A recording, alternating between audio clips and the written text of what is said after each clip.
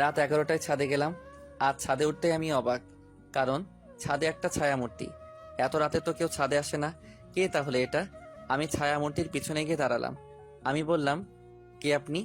আমার কণ্ঠস্বর শুনে ছায়ামূর্তিটা ধরফর করে উঠল। সাথে যে চোখটা মুছে নিল তা আমার নজর এড়ায়নি। ছায়ামূর্তি আমার দিকে ঘুরতেই আমি অবাক, কারণ এটা ঈশিতা ম্যাডাম। থুক্কু ঈশিতা আমাকে দেখে বলল, তুই এখানে কেন? না মানে এমনি। এমনি হলেই আসতে হবে নাকি? যা তাড়াতাড়ি নিচে চলে যা। জি।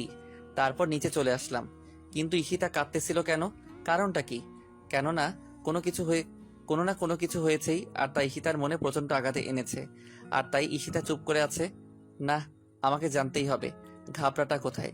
এইসব ভাবতে ভাবতেই আমার ঘরে চলে এলাম। তারপর আর কিছু না ভেবে ঘুমোতে গেলাম। সকালে আবার এক জায়গায় যেতে হবে। সেটা সকালেই বলি কেমন? সকাল 9টা। এই আলসের বাচ্চা, সকাল কয়টা বাজে বের হবি না? জি জি, যাব। চল তাহলে। জি চলুন। তারপর আমি গাড়ি নিয়ে বের হয়ে গেলাম। কোথায় যাবেন তা আমাকে বলতে হলো না, কারণ ম্যাডাম তার প্রতি ছুটির দিন যান সেই জায়গায়। আসলে সেই জায়গাটা হলো একটা বাড়িতে। আমি জানি না কেন তবে আসেন। আর যখন বের হন তখন চুল ঠিক থাকে না। আর তখন ম্যাডামের চেহারা দেখলে মনে হয় সে খুব ক্লান্ত, খুব কষ্ট করে এসেছে। চলে আসলাম। ম্যাডাম বের হয়ে চলে গেলেন। আমি বাইরে বসে আবার সেই ভাবনায় ভাবতে লাগলাম, ম্যাডাম কেন আসেন এই জায়গায়? 5 মাস ধরে নিয়মিত আসছেন। ভাবছেন কিভাবে বললাম? আসলে আমি হিসেব করে রাখছি দিনগুলো। 3 ঘন্টা পর দেখলাম ম্যাডাম বের হলেন। আজও সেই একই ভঙ্গিতে, কিন্তু আজ যেন একটু বেশি ক্লান্ত। আজ একেবারে হাঁটতে পারছে না। আমি বুঝতে পারছি না কিছু। ম্যাডাম গাড়িতে এসে সোজা বসলেন, তারপর বললেন, তাড়াতাড়ি বাসায় চল, খুব খারাপ লাগছে। জি। আমি আর কথা না বলে গাড়ি চালাতে শুরু করলাম। গাড়ি চালাচ্ছি, লুকিং গ্লাসে ম্যাডামের দিকে তাকিয়ে দেখি ম্যাডাম ঘুমিয়ে পড়েছে। ম্যাডামের চেহারায় ক্লান্তি, ভয়, ঘৃণা সব এক হয়েছে। কিন্তু কেন? সেই কেনয়ের উত্তর এখন না খুঁজে গাড়ি চালানোতে মনোযোগ দিলাম। বাসায় এসে পড়েছি। ম্যাডামকে ডাকলাম, কিন্তু ম্যাডাম উঠছে না। কিন্তু গায়ে হাত দিলে তো থাপ্পড় খেতে হবে। দূর, যা হবার তা হবে। আগে ডেকে নেই। ম্যাডাম, ও ম্যাডাম, উঠুন, বাসায় চলে এসেছি তো। ম্যাডাম নড়ে উঠল। তারপর হালকা হালকা ভাবে চোখটা খুলল। আমার দেখে মনে হচ্ছিল চোখ দুটো খুলতেও খুব কষ্ট হচ্ছিল। অনেক কষ্টে বলল, আমাকে কোলে করে নিয়ে আমাকে একটু আমার ঘরে দিয়ে, আজ আমার শরীর খারাপ লাগছে, প্লিজ। আমি কোলে নিলাম ম্যাডামকে।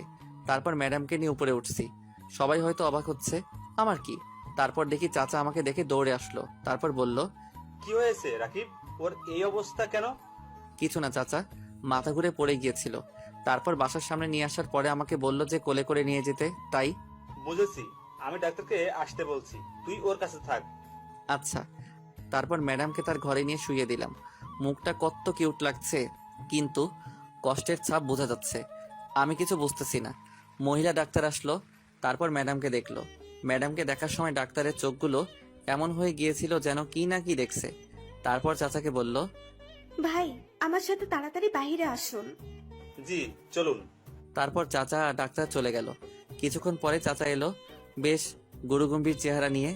আমার কাছে এসেই বলল, রাকিব, বাবা আমার, সত্যি করে বল না, তোর ম্যাডাম কোথায় গিয়েছিল? তারপর চাচাকে সব বললাম, তবে শুধু আজকেরটাই। তারপর চাচা বলল, জানিস ডাক্তার কি বলেছে? কি? তারপর চাচা যা বলল তা শুনে আমার মাথা ঘুরে গেল।